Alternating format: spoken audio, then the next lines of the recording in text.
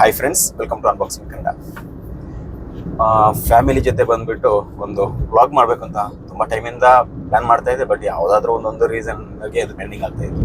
But ಇವತ್ತು ನಾನೊಂದು vlog ಮಾಡ್ತಾ ಇದ್ದೀನಿ. ಯಾವತ್ತು ನಾವು ನಮ್ಮ ಈ ಚಾನಲಲ್ಲಿ ಬೇರೆ ಬೇರೆ ವಿಚಾರಗಳನ್ನ ನೀವು ನೋಡ್ಕೊಂಡಿರ್ಬೋದು, ಟೆಕ್ನಾಲಜಿ ಇನ್ಫಾರ್ಮೇಷನ್ ಆಗಿರ್ಬೋದು ನಿಮಗೆ ಸಿಕ್ಕಿರುವಂಥದ್ದು. ಜೊತೆಗೆ ಟೂರಿಸಮ್ ಎಕ್ಸ್ಪ್ಲೋರ್ ಕೂಡ ಮಾಡಿದ್ದೀನಿ ಹಲವಾರು ವೀಡಿಯೋಗಳನ್ನು. ಅದಕ್ಕಿಂತಲೂ ಹೆಚ್ಚಾಗಿ ನಾನು ವೆಹಿಕಲ್ ರಿಲೇಟೆಡ್ ವೀಡಿಯೋಗಳನ್ನ ಹಾಕ್ತಾ ಇದ್ದೆ. ಅಂದರೆ ವೆಹಿಕಲ್ ಉಂಟು ಯಾವುದು ವೆಹಿಕಲ್ ರಿವ್ಯೂವನ್ನು ಹಾಕ್ತಾ ಇದ್ದೆ. ಹೊಸ ಗಾಡಿಯಲ್ಲಿ ಯಾವುದು ಬೆಸ್ಟ್ ಆ ರೀತಿನೆಲ್ಲ ಹಾಕ್ತಾ ಇದ್ದೆ. ಕೆಲವೊಂದು ಮೊಬೈಲ್ ಬಗ್ಗೆನೂ ಟೆಕ್ನಾಲಜಿಯನ್ನು ಹಾಕಿದ್ದೆ. ಇನ್ನೂ ಹಲವಾರು ವಿಡಿಯೋಗಳನ್ನು ಹಾಕ್ಲಿಕ್ಕಿದ್ದೀನಿ.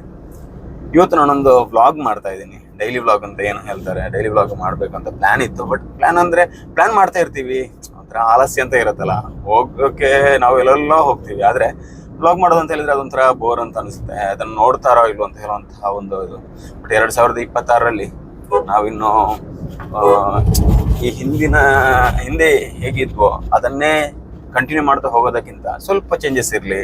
2026ರಲ್ಲಿ ನಾವೇನಾದರೂ ಒಂದು ಡಿಫ್ರೆಂಟ್ ಆಗಿ ಮಾಡೋಣ. ಜೊತೆಗೆ 2026 ಅಂತ ಹೇಳಬೇಕಾದ್ರೆ ಕೆಲವೊಂದು ವಿಚಾರಗಳ ಬಗ್ಗೆ ಟಾರ್ಗೆಟ್ ಹಾಕೋಣ. ನಾವು ನಾರ್ಮಲ್ ಆಗಿ ಹೇಗಿರುತ್ತೆ ಅಂತ ಹೇಳಿದ್ರೆ ಪರವಾಗಿಲ್ಲ, ಹೇಗಾದರೂ ಹೋದರೆ ಸಾಕು ಅಂತ ಹೇಳುವಂಥ ವಿಚಾರ ಇರುತ್ತೆ. ಬಟ್ ಇದರಲ್ಲಿ ಆ ರೀತಿ ಅಲ್ಲ. 2026ರಲ್ಲಿ ಏನಾದರೂ ಒಂದು ಗೋಲ್ ಇಟ್ಕೊಳ್ಳೋಣ. ಎಲ್ಲ ವಿಚಾರಗಳನ್ನು ನಾನು ಹೇಳ್ತಾ ಹೋಗ್ತೀನಿ. ಅದಕ್ಕಿಂತ ಮೊದಲು ನೀವೇನಾದರೂ ನಮ್ಮ ಚಾನಲನ್ನು ಸಬ್ಸ್ಕ್ರೈಬ್ ಮಾಡಿಲ್ಲ ಅಂದರೆ ಈಗಲೇ ಸಬ್ಸ್ಕ್ರೈಬ್ ಮಾಡಿ, ಪಕ್ಕದಲ್ಲಿರೋ ಬೆಲ್ ಐಕಾನ್ ಟ್ಯಾಪ್ ಮಾಡಿ ಸಪೋರ್ಟ್ ಮಾಡಿ. ಅದೇ ರೀತಿ ಫೇಸ್ಬುಕ್ ಹಾಗೂ ಇನ್ಸ್ಟಾದಲ್ಲಿ ನಮ್ಮ ವಿಡಿಯೋವನ್ನು ವೀಕ್ಷಿಸ್ತಾ ಇದ್ದರೆ ಪೇಜನ್ನು ಫಾಲೋ ಮಾಡಿ. ಇವಾಗ ನಾವು ಇಬ್ಬರು ಹೋಗ್ತಾ ಇರುವಂತ ಅಂತ ಹೇಳಿದ್ರೆ ನಮ್ಮ ಊರಲ್ಲಿರುವಂತಹ ಒಂದು ಶಾಪಿಂಗ್ ಮಾಲ್ಗೆ ಶಾಪಿಂಗ್ ಮಾಡಬೇಕಂತ ಪ್ಲಾನ್ ಇತ್ತು. ಬಟ್ ನನಗೆ ಶಾಪಿಂಗಿಂತನೂ ಹೆಚ್ಚಾಗಿ ಸ್ವಲ್ಪ ಐಟಮ್ ತಗೋಬೇಕಿತ್ತು. ನನಗೆ ಗಿಫ್ಟ್ ಐಟಮ್ಸ್ ಸ್ವಲ್ಪ ಬೇಕಿತ್ತು. ಅದಕ್ಕಾಗಿ ನಾನು ಪ್ರೈಸ್ ನಾವು ಕಂಪೇರ್ ಮಾಡ್ತೀವಿ. ಇಲ್ಲಿ ನಮಗೆ ಕಡಿಮೆ ಬರುತ್ತೆ ಅಂತ ಹೇಳುವಂಥ ವಿಚಾರವನ್ನು ಕಂಪೇರ್ ಮಾಡಬೇಕಾದ್ರೆ ಕೆಲವೊಂದು ಇದರಲ್ಲಿ ಗಿಫ್ಟ್ ಐಟಮ್ಗಳಲ್ಲಿ ತುಂಬ ಡಿಫ್ರೆನ್ಸ್ ಇರುತ್ತೆ ಪ್ರೈಸಲ್ಲಿ. ಅದಕ್ಕಾಗಿ ಒಂದೇನೋ ಎಲೈಟ್ ಮೆಗಾ ಆಫರ್ ಇತ್ತು. ಆಫರಲ್ಲಿ ಕೆಲವೊಂದು ಪ್ರೈಸ್ಗಳನ್ನು ಕೊಡಲಿಕ್ಕಿತ್ತು. ಆ ಒಂದು ಪ್ರೈಸ್ಗೋಸ್ಕರ ನಾನು ಶಾಪಿಂಗ್ ಮಾಡಬೇಕು ಅಂತ ಪ್ಲ್ಯಾನ್ ಮಾಡ್ತಾ ಇದ್ದೆ. ಇವತ್ತು ಜೊತೆಗೆ ಫ್ಯಾಮಿಲಿ ಜೊತೆ ಹೋಗ್ತಾ ಇದ್ದೀನಿ. ಇನ್ನು ನಮ್ಮ ಈ ಒಂದು ವಿಡಿಯೋ ಫ್ಯಾಮಿಲಿ ವ್ಲಾಗ್ ಯಾವ ರೀತಿ ಇರುತ್ತೆ ಅಂತ ಹೇಳೋದನ್ನು ಕಮೆಂಟ್ ಮಾಡ್ಲಿಕ್ಕೆ ಮರಿಬೇಡಿ. ಯಾಕಂದರೆ ಫಸ್ಟ್ ಟೈಮ್ ಒಂದು ವ್ಲಾಗ್ ಮಾಡ್ತಾ ಇರೋವಂಥದ್ದು. ನಾನು ಈ ಹಿಂದೆ ನನ್ನ ಫ್ರೆಂಡ್ಸ್ ಜೊತೆ 2-3 ವಿಡಿಯೋಗಳನ್ನು ಹಾಕಿದ್ದೆ. ಆದರೆ ಹೇಳುವಷ್ಟೇನು ಸ್ಯಾಟಿಸ್ಫ್ಯಾಕ್ಷನ್ ಇರಲಿಲ್ಲ. ಯಾಕಂದರೆ ವಿಡಿಯೋಗಳನ್ನ ಹಾಕಿದ್ದೆ, ಆದರೆ ಜನರು ಅದನ್ನು ಯಾವ ರೀತಿ ತಗೋತಾರೆ, ಯಾವ ರೀತಿ ನೋಡ್ತಾರೆ ಅಂತ ಹೇಳುವಂಥ ವಿಚಾರ ನಮ್ಗೆ ಒಂಥರ ಗೊಂದಲ ಇರುತ್ತೆ. ನಾವು ಅದನ್ನು ಎಷ್ಟೇ ವಿಡಿಯೋ ಹಾಕಿದ್ರು ಕೂಡ ಜನರಿಗೆ ಅದು ಇಷ್ಟ ಆಗಬೇಕಲ್ಲ. ಬಟ್ ನೋಡೋಣ, ಫ್ಯಾಮಿಲಿ ವ್ಲಾಗ್ ಹಾಕೋಣ. ಬೇರೆ ಬೇರೆ ಪ್ಲೇಸ್ಗಳಿಗೆ ಹೋಗೋದನ್ನು ನಾನು ವಿಡಿಯೋ ಮಾಡ್ತೀನಿ. ಇನ್ನು ಮುಂದೆ ನನ್ನ ಜೊತೆ ವಿಡಿಯೋದಲ್ಲಿ ನನ್ನ ವೈಫ್ ಕೂಡ ಬರ್ತಾರೆ, ಅವರು ಕೂಡ ಇರ್ತಾರೆ. ಜೊತೆಯಾಗಿ ವಿಡಿಯೋ ಮಾಡ್ಕೊಂಡು ಹೋಗ್ತೀವಿ. ಬೇರೆ ಬೇರೆ ಪ್ಲೇಸಿಗೆ ಹೋಗೋದಾಗಿರ್ಬೋದು, ಬೇರೆ ಬೇರೆ ವಿಚಾರಗಳನ್ನು. ಆದರೆ ಯಾವ ರೀತಿ ಇರುತ್ತೆ ಅಂತ ಹೇಳೋದನ್ನೆಲ್ಲ ನೋಡ್ತಾ ಹೋಗೋಣ. ಹೇಗೆ ಅನಿಸ್ತಾ ಇದೆ ಫಸ್ಟ್ ಟೈಮ್ ಇವಾಗ ಒಂದು ವಿಡಿಯೋದ ಮುಂದೆ ನಮ್ಮ ಬಂದು ನಿಂತಿರುವಂಥದ್ದು? ಹೇಗೆ ಹೇಳ್ಬೇಕಂದ್ರೆ ನನಗೆ ಲಾಗಲ್ಲಿ ಬರ್ಲಿಕ್ಕೆ ಇಷ್ಟ ಇಲ್ಲ. ಯಾಕೆ? ಅದೇ ನಾನು ಕೇಳ್ತಾರ ಯಾಕೆ ಅಂತ ಹೇಳಿ. ಬೇಡ ಅಂತ ಹೇಳಿದ್ರೆ ಒಂದು ರೀಸನ್ ಇರುತ್ತಲ್ಲ, ಆ ರೀಸನ್ ಏನಂತ ಹೇಳ್ಬೋದಾ? ನಂಗೆ ಇಷ್ಟ ಇಲ್ಲ, ಪರ್ಸನಲಿ ಇಷ್ಟ ಇಲ್ಲ ಹಾಗೆ. ಹೌದು, ನಾನು ತುಂಬಾ ಟೈಮಿಂದ ಹೇಳ್ತಾ ಇದ್ದೆ ನಾವು ವ್ಲಾಗ್ ಮಾಡೋಣ. ಬಟ್ ವ್ಲಾಗಿಗೆ ಬರೋಕೆ ಅವ್ರಿಗೆ ಇಷ್ಟನೇ ಇರಲಿಲ್ಲ. ತುಂಬಾ ರಿಕ್ವೆಸ್ಟ್ ಮಾಡಿದ್ದೆ. ಒಂದಂತ ಹೇಳಿದ್ರೆ ಕೆಲವರು ಏನಾದ್ರು ಕಮೆಂಟ್ಸ್ ಹೊಡಿತಾರೆ, ಹಾಗೆ ಹೀಗೆ ಅಂತ ಹೇಳುವಂಥ ವಿಚಾರನೂ ಇರುತ್ತೆ. ಬಟ್ ನಾನು ಹೇಳುವಂಥದ್ದು, ಯಾರ್ಯಾರೋ ಏನೇನೋ ಕಮೆಂಟ್ಸ್ ಹೊಡಿತಾರೆ ಅಂತ ತಿಳ್ಕೊಂಡು ನಾವೇ ಯಾಕೆ ಅದನ್ನ ಟೆನ್ಷನ್ ಮಾಡ್ಕೊಳ್ಳುವಂಥದ್ದು? ಹೇಳುವಂಥವ್ರು ವಿಚಾರ ಅಲ್ಲ, ಹಾಗಲ್ಲ. ಅಂದ್ರೆ ಏನ್ ಗೊತ್ತಾ, ಕೆಲವರು ಹೊರಗಡೆ ಕಾಣಿಸೋದು ಬೇಡ ಅಷ್ಟೇ. ಗೊತ್ತಾಯ್ತು. ಆದ್ರೆ ಕೆಲವರ ಮೈಂಡ್ ಸೆಟ್ ಹೇಗಿರುತ್ತೆ ಅಂತ ಹೇಳಿದ್ರೆ, ಕೆಲವರು ಇವಾಗ ನಾವು ಈ ವಿಡಿಯೋ ಅಪ್ಲೋಡ್ ಮಾಡಿದಾಗ ಇನ್ನು ಹಲವಾರು ಅಭಿಪ್ರಾಯ ಬಂದಿರ್ಬೋದು, ಬರ್ಲಿಕ್ಕಿದೆ. ಹಲವಾರು ಇನ್ನು ಕಮೆಂಟ್ಸ್ ಹಾಕ್ಲಿಕ್ಕೆ ಇರ್ಬೋದು, ಹೆಂಡತಿಯನ್ನು ಕರ್ಕೊಂಡು ಬಂದು ಇವನು ದುಡ್ಡು ಮಾಡ್ಲಿಕ್ಕೆ ಸ್ಟಾರ್ಟ್ ಮಾಡಿದ, ಹಂಗೆ ಅಂತ ಹೇಳುವಂಥದ್ದು. ಬಟ್ ನಾನು ಹೇಳುವಂಥದ್ದು, ಯಾರಿಗೆ ಯಾವ ರೀತಿ ಬದುಕೋಕೆ ಇಷ್ಟ ಇರುತ್ತೆ ಆ ರೀತಿ ಬದುಕೋಬಹುದು. ಆದ್ರೆ ಹಾಗಂತ ಹೇಳ್ಕೊಂಡು ನೆಗೆಟಿವ್ ಕಮೆಂಟ್ ಹಾಕೊಂಡು ಅಥವಾ ಏನೇನೋ ಕಮೆಂಟ್ ಹಾಕೊಂಡು ಬದುಕಿ ಏನೋ ಪ್ರಯೋಜನ ಏನಿಲ್ಲ ಅಲ್ಲ. ನನ್ನ ಪರ್ಸನಲ್ ಒಪಿನಿಯನ್ ಇದು. ಎಲ್ರಿಗೂ ಒಬ್ಬೊಬ್ರದ್ದು ಒಂದೊಂದು ಒಪಿನಿಯನ್ ಇರುತ್ತೆ. ಬಟ್ ಇದನ್ನು ನಾನು ಇದು ಮಾಡ್ಲಿಕ್ಕೆ ಹೋಗೋದಿಲ್ಲ. ಬಟ್ ನನ್ನ ಪರ್ಸನಲ್ ಒಪಿನಿಯನ್ ಅಂತ ಹೇಳಿದ್ರೆ, ನನಗಂತೂ ವ್ಲಾಗ್ ಮಾಡ್ಬೇಕಂತ ಇಷ್ಟ. ನಾನು ವ್ಲಾಗ್ ಮಾಡ್ತೀನಿ. ಜೊತೆಗೆ ಯಾರಿಗಾದ್ರು ನಿಮಗೂ ಈ ಸುಮ್ಮನೆ ಕಮೆಂಟ್ ಹಾಕಿ ಸುಮ್ಮನೆ ಟೈಮ್ ವೇಸ್ಟ್ ಮಾಡೋದಕ್ಕಿಂತ ನೀವು ಕೂಡ ಇದೇ ರೀತಿ ವ್ಲಾಗ್ ಮಾಡ್ಕೊಂಡು ಬನ್ನಿ, ನಿಮ್ಗೂ ಕೂಡ ದುಡ್ಡು ಮಾಡ್ಲಿಕ್ಕೆ ಸಾಧ್ಯ ಆಗುತ್ತೆ. ಕೆಲವರು ಕೇಳ್ತಾರೆ ಯೂಟ್ಯೂಬಲ್ಲಿ ಯಾವ ರೀತಿ ದುಡ್ಡು ಆಗುತ್ತೆ ಅಂತ ಹೇಳುವಂಥ ವಿಚಾರ. ಯೂಟ್ಯೂಬಲ್ಲಿ ನಾರ್ಮಲ್ ನಾನು ಅಷ್ಟು ಬರುತ್ತೆ ಇಷ್ಟು ಬರುತ್ತೆ ಅಂತ ಹೇಳೋದಲ್ಲ, ಒಂದು ಎವರೇಜ್ ವ್ಯೂ ನೋಡ್ಬೇಕಂತ ಹೇಳಿದ್ರೆ ನಿಮಗೆ ಒಂದು ಸಿಂಪಲ್ ಆಗಿ ಹೇಳ್ಬೇಕಂದ್ರೆ ನಾರ್ಮಲ್ ಆಗಿ ನಮಗೆ 1,000 ವ್ಯೂ ಬಂದ್ರೆ ಒಂದು 30 ರೂಪಾಯಿ ಅಷ್ಟು ದುಡ್ಡು ಬರ್ತಾ ಇರುತ್ತೆ ಒಂದು ಎವರೇಜ್ ಅಲ್ಲಿ. ಕೆಲವೊಂದು ವಿಡಿಯೋಗಳಿಗೆ ನಿಮಗೆ 15ರಿಂದ 20 ರೂಪಾಯಿ ಬರ್ಬೋದು, ಕೆಲವೊಂದು ಇದಕ್ಕೆ ಒಂದು 30ರಿಂದ 40 ರೂಪಾಯಿ 45 ರೂಪಾಯಿಗೂ ಬರ್ಬೋದು. ಆದ್ರೆ ಎವರೇಜ್ ನೋಡ್ಬೇಕಂದ್ರೆ ನಮ್ಗೆ ಒಂದು 30 ರೂಪಾಯಿ ಎವರೇಜ್ ಸಿಗ್ಬೋದು. ಅದಕ್ಕೆ ಹೇಳಿರೋದು ನಿಮ್ಗೂ ಸುಮ್ಮನೆ ಯಾರ್ಯಾರ್ದೋ ವಿಡಿಯೋ ನೋಡ್ಕೊಂಡು ಅದಕ್ಕೆ ನೆಗೆಟಿವ್ ಕಮೆಂಟ್ ಹಾಕೊಂಡು ಇನ್ಯಾರ್ದೋ ಹಾಳು ಹೇಳ್ಕೊಂಡು ಕೂರೋದಕ್ಕಿಂತ ನೀವು ಕೂಡ ಬ್ಲಾಗ್ ಮಾಡಿ. ಏನು ಹೇಳ್ತೀಯಾ ಈ ಬಗ್ಗೆ? ಯಾಕಂದ್ರೆ ನಾನು ಹೇಳುವಂಥದ್ದು ನೆಗೆಟಿವ್ ಕಮೆಂಟ್ ಹಾಕುವಂಥ ವಿಷಯದಲ್ಲಿ ನೆಗೆಟಿವ್ ಕಮೆಂಟ್ಸ್ಗೆಲ್ಲ ತಲೆಗೆಡಿಸ್ಲಿಕ್ಕಿಲ್ಲ, ಹೇಳೋರು ಹೇಳ್ತಿರ್ತಾರೆ. ಓಕೆ, ಹಾಗೆ ನೋಡಿದ್ರೆ ಇಲ್ಲಿ ಯಾರು ಜೀವಿಸ್ಲಿಕ್ಕಿಲ್ಲ. ಹೌದು, ಜನರು 100 ಅಭಿಪ್ರಾಯ ಹೇಳ್ತಾರೆ. ಎಲ್ಲ ಅಭಿಪ್ರಾಯಗಳಿಗೆ ನಾವು ಉತ್ತರ ಕೊಡ್ತಾ ಹೋಗುವಂಥದ್ದು ಕೂಡ ಸರಿಯಲ್ಲ ಅಂತ ನನ್ನ ಒಪಿನಿಯನ್. ನಿಂತು ಕೂಡ ಸೇಮ್ ಒಪಿನಿಯನ್ ಅಲ್ಲ? ಓಕೆ, ಅಲ್ಲ ಈಗ ಇರ್ಬೋದು ಹೆಂಡತಿಯನ್ನು ಕರ್ಕೊಂಡು ಬಂದು ದುಡ್ಡು ಮಾಡ್ಲಿಕ್ಕೆ ಬಂದ ಅಂತ ಹೇಳುವಂಥ ವಿಚಾರ. ಬಟ್ ಅವಳು ನಾನಂತೂ ಇವಾಗೆಲ್ಲ ತುಂಬಾ ಟೈಮಿಂದ ಅವರಲ್ಲಿ ಹೇಳ್ತಾ ಇದ್ದೆ, ನೀನು ವಿಡಿಯೋಗೆ ಬಾ, ವಿಡಿಯೋ ಮಾಡೋಣ. ಇಲ್ಲ ನಾನು ಬರೋದಿಲ್ಲ ಅಂತ ಹೇಳ್ಕೊಂಡು. ಬಟ್ ನಾನು ಎಲ್ಲಿವರೆಗೆ ಅಂತ ಹೇಳಿದ್ರೆ ಒಂದು ಶಾರ್ಟ್ಸ್ ಹಾಕಿದ್ದೆ ಕಳೆದ ವಾರ. ಬಟ್ ಶಾರ್ಟ್ಸ್ ಅನ್ನ ನಾನು ಹಾಕಿದ ಶಾರ್ಟ್ಸ್ ಅನ್ನ ಅವಳು ಡಿಲೀಟ್ ಮಾಡಿದ್ದಾಳೆ. ಅದು ಸಿಂಪಲ್ ಆಗಿ ಚೆನ್ನಾಗಿತ್ತು. ಯಾಕಂದ್ರೆ ನಾನು ಒಂದು ಏನು ಟೆಲಿಪ್ರಾಂಪ್ಟರ್ ಅನ್ನ ರಿವ್ಯೂ ಮಾಡ್ಬೇಕು ಅಂತ ಪ್ಲಾನ್ ಮಾಡಿದೆ. ಅಂದ್ರೆ ಟೆಲಿಪ್ರಾಂಪ್ಟರ್ ನಾವು ಮನೆಯಲ್ಲೇ ರೆಡಿ ಮಾಡಿದ್ವಿ, ಆಯ್ತಾ. ಈ ಒಂದು ಟೆಲಿಪ್ರಾಂಪ್ಟರ್ ಅನ್ನ ನಾನು ಏನ್ ಮಾಡಿದೆ ಅಂದ್ರೆ ಯಾವ ರೀತಿ ರೆಡಿ ಮಾಡೋದು. ಯಾಕಂದ್ರೆ ನಮ್ಗೆ ಟೆಲಿಪ್ರಾಂಪ್ಟರ್ ಪರ್ಚೇಸ್ ಮಾಡ್ಬೇಕಂತ ಹೇಳಿದ್ರೆ ನಾನು ಒಂದು 3-4 ವರ್ಷಗಳ ಮೊದಲು ನಾನು ಮಾಡಿರುವಂತಹ ಒಂದು ಟೆಲಿಪ್ರಾಂಪ್ಟರ್ ಅದು.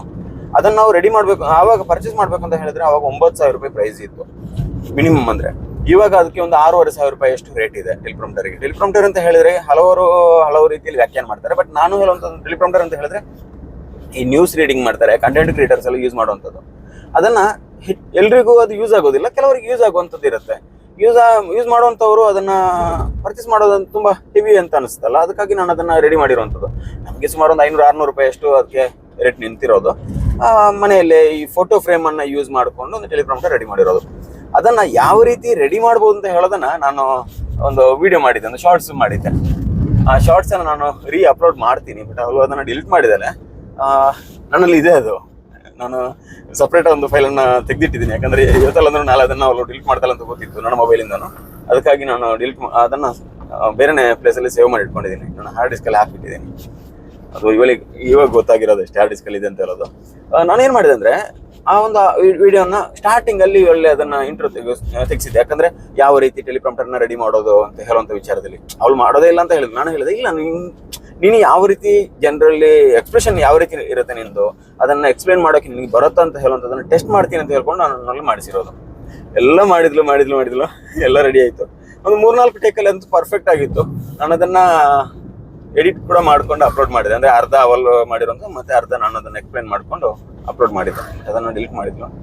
ಈ ರೀಸನ್ ಕಳೆದಾಗ ಒಂದೇ ರೀಸನ್, ನಾನು ಮುಖ ತೋರಿಸೋದಿಲ್ಲ ಅಂತ ಹೇಳಿಲ್ವಾ, ಹಾಗೆ ಹೇಗೆ ಅಂತ ಮತ್ತೆ ಇಷ್ಟಾದ್ರೂ ಮದುವೆ ಆದ್ಮೇಲೆ ಎಲ್ಲ ಗಂಡಸರು ಕೂಡ ಅವರ ಗಂಡಂದಿರಲ್ವಾ. ಖರ್ಚು ಜಾಸ್ತಿ ಹಂಗನ್ನ ಹಿಡಿದೆ, ಖರ್ಚು ಜಾಸ್ತಿ. ಅದು ಸರಿ, ನಾವು ಇವಾಗ ಎಲ್ಲಿಗೆ ಹೋಗ್ತಾ ಇರೋದು? ಪುತ್ತೂರು ವಿಶಾಲ್ ಮಾರ್ಟ್. ಅದೇ ನಾವು ವಿಶಾಲ್ ಮಾರ್ಟ್ಗೆ ಹೋಗ್ಬೇಕಂತ ಪ್ಲಾನ್ ಮಾಡಿದ್ವಿ. ಅಂದ್ರೆ ಇವತ್ತು ಅಲ್ಲಿ ಆಫರ್ ನಡೀತಾ ಇದೆ, ಸಂಡೇ ಆಫರ್ ಆಯ್ತಾ. ನಿಯರ್ ಆಫರ್ ಏನಂತ ಗೊತ್ತಿಲ್ಲ, ಬಟ್ ಸಂಡೇ ಆಫರ್ ಅಂತ ಹೇಳ್ಕೊಂಡು ಮೆಸೇಜ್ ಬಂತು. ಅದಕ್ಕಾಗಿ ವಿಶಾಲ್ ಮಾರ್ಟ್ಗೆ ಹೋಗೋಣ ಅಂತ ಪ್ಲಾನ್ ಮಾಡಿದ್ವಿ. ಇಲ್ಲಾಂದ್ರೆ ಹೋಗೋ ಪ್ಲಾನ್ ಇರಲಿಲ್ಲ. ಬಟ್ ನಾವು ಯಾವತ್ತು ಅದೇ ಶಾಪಿಗೆ ಹೋಗ್ತೀವಿ ಇದೇ ಶಾಪಿಗೆ ಹೋಗ್ತೀವಿ ಅಂತ ಆ ರೀತಿ ನಮ್ದೇನು ಪ್ಲಾನ್ ಇರಲ್ಲ. ಎಲ್ಲಿ ಮನ್ಸಾಗತ್ತೆ ಅಲ್ಲಿಗೆ ಹೋಗುವಂಥದ್ದು. ನಾವು ನಾರ್ಮಲ್ ಆಗಿ ಗ್ರೋಸರಿ ಎಲ್ಲ ತಗೊಳ್ಳುವಂಥದ್ದು ನಮ್ಮ ಹತ್ತಿರದ ಶಾಪ್ಗಳಿಂದ. ಒಂದೇ ಶಾಪಿಂದ ನಾನು ಪರ್ಚೇಸ್ ಮಾಡಲ್ಲ, ಬೇರೆ ಶಾಪ್ಗಳಿಂದ ಪರ್ಚೇಸ್ ಮಾಡ್ತೀವಿ. ಯಾಕಂದ್ರೆ ನಾವು ಕೂಡ ಬಿಸ್ನೆಸ್ ಫೀಲ್ಡ್ ಅಲ್ಲಿ ಇರ್ತೀವಿ, ನಮಗೂ ಕೂಡ ಊರವರದೇ ಸಪೋರ್ಟ್ ಬೇಕಾಗತ್ತೆ. ಮತ್ತೆ ಇನ್ನೊಂದು ಕೆಲವೊಂದು ವಿಚಾರಗಳನ್ನ, ಅಂದ್ರೆ ಕೆಲವೊಂದು ಐಟಮ್ಗಳನ್ನ ನಾವು ಆನ್ಲೈನ್ ಅಲ್ಲಿ ಪರ್ಚೇಸ್ ಮಾಡ್ಲೇಬೇಕಾಗತ್ತೆ, ಶಾಪ್ ಅಲ್ಲಿ ಸಿಗದಂತಹ ಐಟಮ್ಗಳು. ಈಗ ಎಕ್ಸಾಂಪಲ್ ನಮ್ದು ಮೊಬೈಲ್ ಶಾಪ್ ಇದೆ. ನಮ್ಮ ಮೊಬೈಲ್ ಶಾಪ್ ಅಲ್ಲಿ ನಾವು ಇವಾಗ ಸಿಂಪಲ್ ಆಗಿ ಹೇಳ್ಬೇಕಂದ್ರೆ ಒಂದು ಬೋಟ್ ಇದ್ದು ಒಂದು ಹೆಡ್ಫೋನ್ ನನಗೆ ಒಂದು ಬೇಕಿತ್ತು, ನನಗೆ ಪರ್ಸನಲ್ ಯೂಸ್ಗೆ ಒಂದು ಬೇಕಿತ್ತು. ವಿಡಿಯೋ ಎಡಿಟಿಂಗ್ ಮಾಡುವಂತ ಟೈಮಲ್ಲಿ ಬೋಟ್ ಇದ್ದು ಹೆಡ್ಫೋನ್ ತಗೋಬೇಕು ಅಂತ ಪ್ಲಾನ್ ಮಾಡಿದೆ. ಬಟ್ ನಾನು ತಗೋಬೇಕಂತ ಹೇಳಿದ್ರು ನನಗೆ ಆಯ್ತು ಏನ್ ಗೊತ್ತಾ, ನಾನು 1,350 ರೂಪಾಯಿಗೆ ನನಗೆ ಬರುವಂತಹ ಒಂದು ಬೋಟ್ ಇದ್ದು ಹೆಡ್ಫೋನ್ ಏನ್ ಬರುತ್ತೆ ಆನ್ಲೈನ್ ಅಲ್ಲಿ 1,200 ರೂಪಾಯಿ. ನನಗೆ ಸೇಲ್ ಮಾಡ್ಲಿಕ್ಕೆ ಅಂತೇಳಿ ನನಗೆ ಡೀಲರ್ ಪ್ರೈಸ್ ಅಲ್ಲಿ ಬರುವಂತಹ ಐಟಮ್ ಅದು 1,350 ರೂಪಾಯಿ. ಬಟ್ ಅದಕ್ಕೆ ಆನ್ಲೈನ್ ಅಲ್ಲಿ ಪ್ರೈಸ್ ಇರುವಂತ 1,200 ರೂಪಾಯಿ. ಯಾವ್ದು ಲಾಭ? ನಾನು ತಗೊಂಡ್ಬಂದು ನಾನೊಂದು 150 ರೂಪಾಯಿ ಇಟ್ಟು 1,500 ರೂಪಾಯಿಗೆ ಮಾರಾಟ ಮಾಡಿದ್ರು ಕಸ್ಟಮರಿಗೆ 300 ರೂಪಾಯಿ ಜಾಸ್ತಿ ಹೋಗುತ್ತೆ. ಬೇಡ ಬಿಡಿ, ನಾನೇ ನನ್ನ ಪರ್ಸನಲ್ ಯೂಸ್ಗೆ ತಂದ್ರು ನನಗೆ ಒಂದು ಏನಿಲ್ಲ ಅಂದ್ರು 10-15 ಐಟಮ್ಗಳ ಜೊತೆ ಇದೊಂದು ಬಂದಾಗ ನನಗೆ ಒಂದು ಐಟಮ್ ಅಲ್ಲಿಂದ ಇಲ್ಲಿ ತರಿಸ್ಬೇಕಂದ್ರು ನಮ್ಗೊಂದು 10 ರೂಪಾಯಿ ಅಸಲು ಇರುತ್ತೆ ಅದಕ್ಕೆ ಟ್ರಾನ್ಸ್ಪೋರ್ಟೇಷನ್ ಅಂತ ಹೇಳಿಕೊಂಡು. ಮತ್ತೆ ಅದರಲ್ಲಿ ಏನ್ ಲಾಭ ಅಂತ ಹೇಳುವಂಥದ್ದು ಎವರೇಜ್ ಕಂಪೇರ್ ಮಾಡಿದ್ರೆ ಕೆಲವೊಂದು ಐಟಮ್ಗಳಿಗೆ ಆನ್ಲೈನ್ ಅಲ್ಲಿ ತುಂಬಾ ಪ್ರೈಸ್ ಡಿಫ್ರೆನ್ಸ್ ಇರುತ್ತೆ. ಆನ್ಲೈನ್ ಅಲ್ಲಿ ಪರ್ಚೇಸ್ ಮಾಡ್ಲೇಬೇಕಾಗುತ್ತೆ. ನಾವು ನಮ್ಮ ಕೈಯಿಂದ ಎಕ್ಸ್ಟ್ರಾ ದುಡ್ಡು ಕೊಟ್ಕೊಂಡು ನಾವು ಆಫ್ಲೈನ್ ಅಲ್ಲಿ ಪರ್ಚೇಸ್ ಮಾಡೋದಕ್ಕಿಂತ ಆನ್ಲೈನ್ ಅಲ್ಲೇ ಬೆಟರ್ ಇರುತ್ತೆ ಆಪ್ಷನ್ಸ್. ನೋಡೋಣ ಇವತ್ತಿನ ಏನೆಲ್ಲ ಆಫರ್ ಇರುತ್ತೆ ವಿಶಾಲ್ ಮಾರ್ಟ್ ಅಲ್ಲಿ ಅಂತ ಹೇಳೋದನ್ನ ನೋಡೋಣ, ಬನ್ನಿ ಹೋಗೋಣ. ಹಾಗೆ ನಾವು ಪುತ್ತೂರು ಎಲ್ಲ ಹೋಗಿ ಆಯ್ತು. ಮಧ್ಯಾಹ್ನ ಹೋದವರು ರಾತ್ರಿ ಆಯ್ತು. ಇವಾಗ ಮನೆಗೆ ಹೋಗ್ಬೇಕಂದ್ರೆ ಅಲ್ಲಿ ಟೈಮ್ ಹೋಗಿರೋದೇ ಗೊತ್ತಾಗಿಲ್ಲ. ನಾವಂದ್ರೆ ಹೋಗಿರೋ ಅಂತ ಹೇಳಿದ್ರೆ ವಿಶಾಲ್ ಮಾರ್ಟಿಗೆ ಹೋಗ್ಬೇಕು, ಸ್ವಲ್ಪ ಐಟಮ್ ಪರ್ಚೇಸ್ ಮಾಡ್ಬೇಕು ಅಂತ ಹೇಳಿ. ಬಟ್ ನಮ್ದು ಪ್ಲಾನ್ ಏನೇನೋ ಆಗೋಯ್ತು. ನಾವು ವಿಶಾಲ್ ಮಾರ್ಟಿಗೆ ಹೋಗೋದಕ್ಕಿಂತ ಮೊದಲು ಟ್ರೆಂಡ್ಸಿಗೆ ಒಂದ್ಸಲ ಹೋಗಿ ಬರೋಣ ಅಂತ ಪ್ಲಾನ್ ಮಾಡಿದ್ವಿ. ತುಂಬಾ ಟೈಮ್ ಆಗಿತ್ತು ಟ್ರೆಂಡ್ಸಿಗೆ ಹೋಗೋದೆ. ಏನೋ ಹೀಗೆ ಜಸ್ಟ್ ವಿಸಿಟ್ ಮಾಡುವರೋಣ ಅಂತ ಹೇಳ್ಕೊಂಡು ಹೋದಾಗ ಅಲ್ಲಿ ಇವತ್ತು ಇಯರ್ ಎಂಡ್ ಸೇಲಿದ್ದು ಒಂದು ಆಫರ್ ನಡೀತಾ ಇತ್ತು. ಅದು 3500 ಪರ್ಚೇಸ್ ಮಾಡಿದರೆ 3500 ಅಡಿಷನಲ್ ಆಗಿ ನಮಗೆ ಪರ್ಚೇಸ್ ಮಾಡೋದು. ಅಂದರೆ 7000 ಪರ್ಚೇಸ್ ಮಾಡಿದರೆ 3500 ಕಟ್ಲಿಕ್ಕೆ ಇರೋದು. ಯಾವುದೇ ಐಟಮ್ ಬೇಕಾದರೂ ತಗೋಬೋದಿತ್ತು. ಇಷ್ಟ ಆಗೋಯ್ತು. ತುಂಬ ಅಂದರೆ ತುಂಬ ಬೇರೆ ಬೇರೆ ಐಟಮ್ಗಳನ್ನ ಪರ್ಚೇಸ್ ಮಾಡಿದ್ವಿ ಟ್ರೆಂಡ್ಸಲ್ಲಿ. ಡ್ರೆಸ್ ಮೆಟೀರಿಯಲ್ ಅಲ್ಲ, ಪ್ಯಾಂಟ್ ಶರ್ಟು ನನಗೆ ಬೇಕಾಗಿರೋವಂಥದ್ದು ತುಂಬ ಪರ್ಚೇಸ್ ಮಾಡಿದ್ವಿ. ಅಮೌಂಟ್ ಹೇಳಿದರೆ ಇವಾಗ ಮತ್ತೆ ಅದೊಂಥರ ತಲೆನೋವಾಗುತ್ತೆ, ಬೇಡ. ಮತ್ತು ಅಲ್ಲಿಂದ ಬಂದು ನೆಕ್ಸ್ಟ್ ವಿಶಾಲ್ ಮಾರ್ಟಿಗೆ ಹೋದ್ವಿ. ವಿಶಾಲ್ ಮಾರ್ಟಲ್ಲಿ ಕೂಡ ಪರ್ಚೇಸ್ ಆಯಿತು. ವಿಶಾಲ್ ಮಾರ್ಟ್ ಪರ್ಚೇಸ್ ಆದಮೇಲೆ ಮತ್ತೆ ತಿರುಗಿ ಬರಬೇಕಂದ್ರೆ ಇನ್ನು ಸ್ಮಾರ್ಟ್ ಬಜಾರ್ ಒಂದು ಯಾಕೆ ಬಾಕಿ ಮಾಡೋದು ಅಂತ ಹಾಗೆ ರಿಲಯನ್ಸ್ ಸ್ಮಾರ್ಟ್ ಬಜಾರ್ಗೂ ಹೋದ್ವಿ. ಹಾಗೆ ಎಲ್ಲ ಮುಗಿಸ್ಕೊಂಡು ಸುಸ್ತಾಗಿತ್ತು. ಮಧ್ಯಾಹ್ನದ ಊಟ ಎಲ್ಲ ಮುಗಿಸ್ಕೊಂಡು ಎಲ್ಲ ಒಂದೊಂದು ಸ್ಟೆಪ್ ಬೈ ಸ್ಟೆಪ್ ಹೋಗಿರೋವಂಥದ್ದು. ಅಂದರೆ ನಾವು ಟ್ರೆಂಡ್ಸಿಗೆ ಹೋಗಿ ಬಂದು ಮತ್ತೆ ಊಟಕ್ಕೆ ಹೋದ್ವಿ. ಊಟ ಮುಗಿಸ್ಕೊಂಡು ಬಂದು ಆನಂತರ ಇಲ್ಲಿ ವಿಶಾಲ್ ಮಾರ್ಟಿಂದ ಸ್ಮಾರ್ಟ್ ಬಜಾರ್ ಎಲ್ಲ ಮುಗಿಸ್ಕೊಂಡು ಇವಾಗ ಮನೆಗೆ ಹೊರಟ್ವಿ. ಈ ಆಫರ್ ಅಂತ ಹೇಳುವಂಥದ್ದು ನಾವು ಒಂದೊಂದ್ಸಲ ಲೆಕ್ಕ ಹಾಕ್ತೀವಲ್ಲ, ನಮಗೆ ಯಾಕಾಗಿ ಮಾಲ್ಗೆ ಹೋಗಬೇಕು, ಲೋಕಲಿಂದನೇ ಪರ್ಚೇಸ್ ಮಾಡ್ಬೋದಲ್ಲ ಅಂತೇಳಿ. ಅಂದರೆ ಲೋಕಲ್ ಮತ್ತು ಮಾಲಲ್ಲಿ ಕಂಪೇರ್ ಮಾಡುವಾಗ ಕೆಲವೊಂದು ಐಟಮ್ಗಳಲ್ಲಿ ತುಂಬ ಡಿಫ್ರೆನ್ಸ್ ಇರುತ್ತೆ. ಕೆಲವೊಂದೆಲ್ಲ ಆಲ್ಮೋಸ್ಟ್ ನಿಮಗೆ ಲೋಕಲಲ್ಲಿ ಕೂಡ ಕಡಿಮೆ ಕೊಡುವಂಥವ್ರು ಇರ್ತಾರೆ.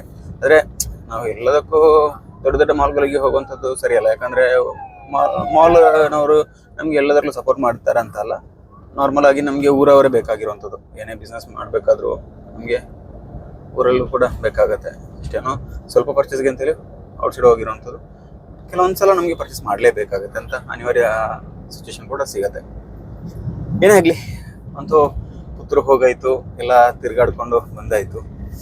ಫಸ್ಟ್ ಟೈಮ್ ಒಂದು ವ್ಲಾಗ್ ಮಾಡ್ತಾ ಇರೋವಂಥದ್ದು ಕ್ಲಾರಿಟಿ ವಿಚಾರದಲ್ಲಿ. ಮತ್ತು ಇನ್ನೊಂದು ಏನಂತ ಹೇಳಿದ್ರೆ ನಿಮಗೆ ಅಲ್ಲಿ ಪರ್ಚೇಸ್ ಮಾಡುವಾಗ ಎಲ್ಲ ತೋರಿಸ್ಬೇಕು ಅಂತ ಎಲ್ಲ ಕೆಲವೊಬ್ಬರ ಒಪಿನಿಯನ್ ಇರ್ಬೋದು. ಬಟ್ ಮುಂದಿನ ವಿಡಿಯೋದಲ್ಲಿ ನಾನು ನನ್ನದೇನು ಮಿಸ್ಟೇಕ್ಸ್ ಇರುತ್ತೆ ಅದನ್ನೆಲ್ಲ ಕ್ಲಿಯರ್ ಮಾಡೋಕ್ಕೆ ಟ್ರೈ ಮಾಡ್ತೀನಿ. ಬಟ್ ಫಸ್ಟ್ ವ್ಲಾಗ್ ಆದ ಕಾರಣ ಸ್ವಲ್ಪ ಅಡ್ಜಸ್ಟ್ ಮಾಡ್ಕೊಳ್ಳಿ.